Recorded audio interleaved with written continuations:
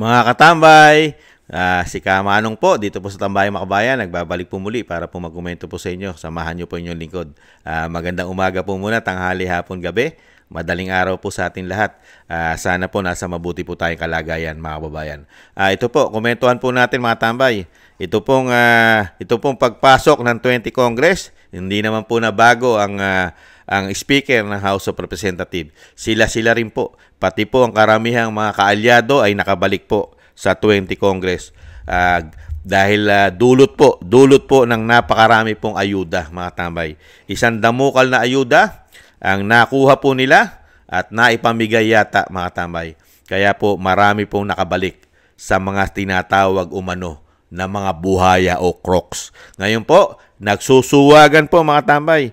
Nagsusuwagan at nagkakagatan daw po umano ang mga buhaya dito po sa pagpasok ng 20 Congress. Mga kababayan, kanya-kanya pong banat. Ito po, binabanatan po at syempre po hinahamon. Hinahamon pa ang Pangulo at syempre ang tinatawag na tambaluslos ng Vice President, mga tambay. Sila rin yun. Pakinggan po natin ang balita kung ano po ang mga plano at hamon na mga crocs umano. Nagkakagatan sila. Ito po mga tambay. Pakinggan po natin ang balita. Naway mapanindigan naman ng Pangulong Marcos Jr. ang banta na hindi aaprubahan ng national budget na hindi alinsunod sa plano ng gobyerno.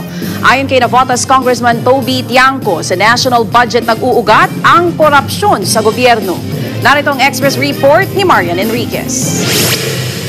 Hindi lang mga maanomalyang flood control projects ang dapat imbestigahan, kundi lahat ng klase ng korupsyon.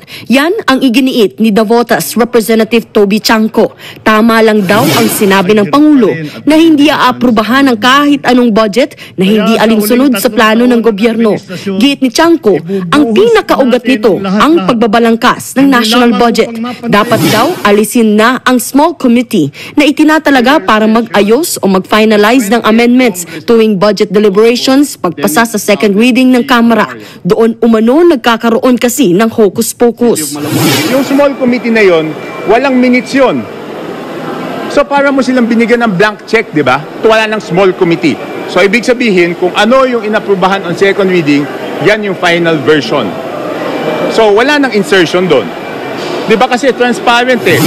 Hindi raw dapat minamadali ang budget lalo sa halaga ng bawat linya o programa na isasaad sa budget bill.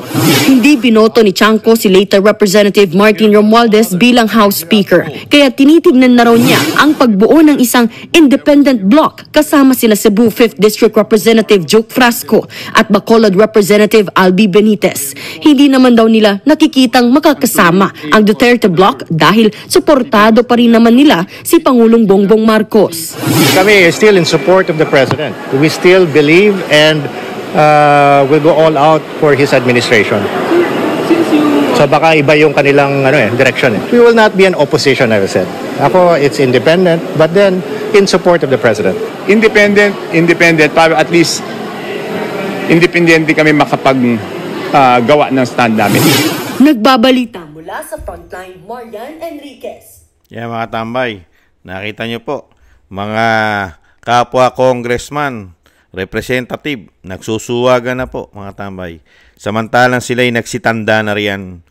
Nagsitanda na sila, pero ngayon lang po nila gustong i-abolish na, mga tambay. Yung sinasabing small committee na pinag-uugatan daw po ng korupsyon, lalong-lalo po sa national budget. Ayon po kay Congressman Toby Tiangco, mga tambay. Ibang klase po ito si Representative Tiangco, mga tambay. Ngayon lang po nakita ang problema ng korupsyon sa bansa. Samantalang dyan na siya inugutan. Mga tambay, ugat na po. Dyan na po pumuti ang buhok niya.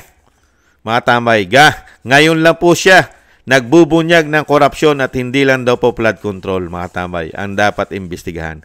Ang dapat daw po mawala. Ang gusto ng taong bayan, lahat kayo ay mawala na riyan. Di ba? Para po ang korupsyon ay mabawasan naman ng napakarami na mga korap. Lalong-lalo na yung bumoto kay tambaluslos umano. Yung mga bumoto kay Tambaluslos na 200 plus, mga tambay, kung hindi po nagkakamali si Kamanong, ay majority vote pa yata nakuha niyan. Mga tambay, 200 plus ang bumoto. At 300 plus lang naman sila, mga kababayan. Hindi po ba? Sana ilabas po at makakuha po tayo kung sino-sino yung mga bumoto diyan sa Tambaluslos ng mga congressman dahil nakabalik po yan mga kababayan, di ba? Kung ang taong bayan po tatanungin, lalo-lalo yung mga nag-iisip na Pilipino, kayo dapat ang matanggal diyan. At sana wala na kaming congressman.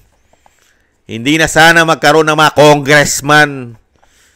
Di po ba? Napakaraming maititipid ng mga Pilipino pag wala ng congressman. Okay na kami. Okay na kami. Di ba? At kung magkaroon man ng congressman, dahil hindi pwedeng tanggalin, dahil yan ay nasa saligang batas, yan po ay nasa batas na natin na meron tayong congressman at senador, hiling na lang po namin, mga kabayan, wag na kayong humawak ng pera nang at mabawasan ang korupsyon sa bansa. Dahil nagmumula ang korupsyon mismo sa inyong bibig galing, ay dyan nanggagaling ang korupsyon sa inyo. Lalong-lalo sa paggawa ng budgeting. Aminado naman kayo Parang Pangulo.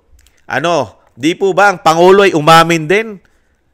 Di ba? Umamin din na korupsyon sa kanyang administrasyon ay isang damukal, lalong-lalo mga proyekto na tinatangay ng hangin at tubig.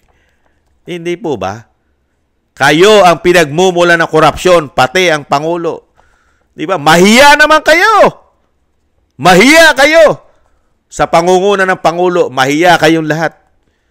Binaon nyo ng husto sa utang ang mga Pilipino. Tapos ngayon kayo magsusuwagan. Ngayon kayo maghuhugas ng inyong mga buntot. Hinuhugasan nyo ang inyong mga buntot. Ginagawa nyong bobo at tanga ang mga Pilipino. Sa bagay, may naniniwala pa naman sa inyong mga bobo at tangang mga Pilipino. Dahil siguro, nasusulan, naikinabang, at karamihan sa social media ay meron pang monthly allowance o monthly pay na natatanggap, nababayaran. Hindi po ba? Kaya dito po sa ginagawa po ng mga congressman, wala ka naman kabibiliban dito. Sino kabibiliban mo rito? Sila rin yan. Nung hindi pa sila nagkakaproblema, talagang ang ngising niya, ngising buhaya Nung hindi pa sila nagkakaproblema, di pa sila nakakairingan dyan. At tulad po nitong sinasabing si Toby Tiangco, kaalyado nila yan Di po ba?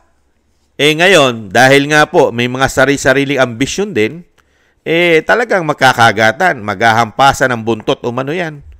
Hindi po ba yan? Kung talagang totoo at sinasabi mong gusto mo nang baguhin ang sistema ng Kongreso, itong si Toby Tiangco at ang kanyang kasamahan na mga congressman na naniniwala na sila'y bubuo pa ng independent Congress, katulad po ng isang congressman sa I think sa Bacolod, mga tambay, yung nalilink po kay Ivana mga tambay, di ba? Ibang klase itong mga congressman na ito. Kung talagang gusto nyo na ang Pilipino ay maniwala sa inyo, imbestigahan mo na. Pasok na. Nag-uumpisa na ang 20 Congress. Expose lahat at imbestigahan mo ang korupsyon nyo. Pati yung sinasabi mong budget ay kailangan ayusin na at huwag pirmahan ng Pangulo. Bakit ayaw mong imbestigahan? Marami kayo riyan. Di po ba? Di imbestigahan mo lahat ng korupsyon nyo riyan, lalo-lalo yung paggawa ng 2025 national budget na nasingitan, ikaw rin mismo ang nagsasabi na may anomalya. Pati ang impeachment ng Vice President, ikaw rin, Toby Tiangco, ang nagsasabi na maanomalya ang impeachment dahil ginamitan ito ng pera ng taong bayan para mapapirma ang mga congressman. Di ba ikaw rin nagsabi nung Toby Tiangco? Di ba? Pero wala ka namang ginagawa dyan kung hindi puro exposed lang sa media. Ano magagawa ng media? Ano magagawa ng expose mo sa media? Sino mag-iimbestiga? Kami? Kaya ba namin imbestigahan ang mga libro nyo yung nakatago? Katarantaduhan yan. Puro media na lang kayo. Puro media. Hanggang media na lang kayo. Pero wala na kaming nakikita aksyon at wala kaming nakikita nakukulong sa inyo. Ni isa. May nakulong ba? Wala. Puro media expose lang. Di po ba? Kagaguhan. Katarantaduhan nila. Babanat sila ng babanat na sinasabing korupsyon. Hanggang media lang ang banat. Di po ba? At tulad yan, in-expose na. Inamin na ng Pangulo na isang damukal ang kumikita sa gobyerno, nangungumisyon, at nagpapatong ng isang damukal na pasobra. Extraordinary. May investigasyon po ba dahil dyan? Wala. At kung meron man, may makukulong ba? Wala. Puro wala.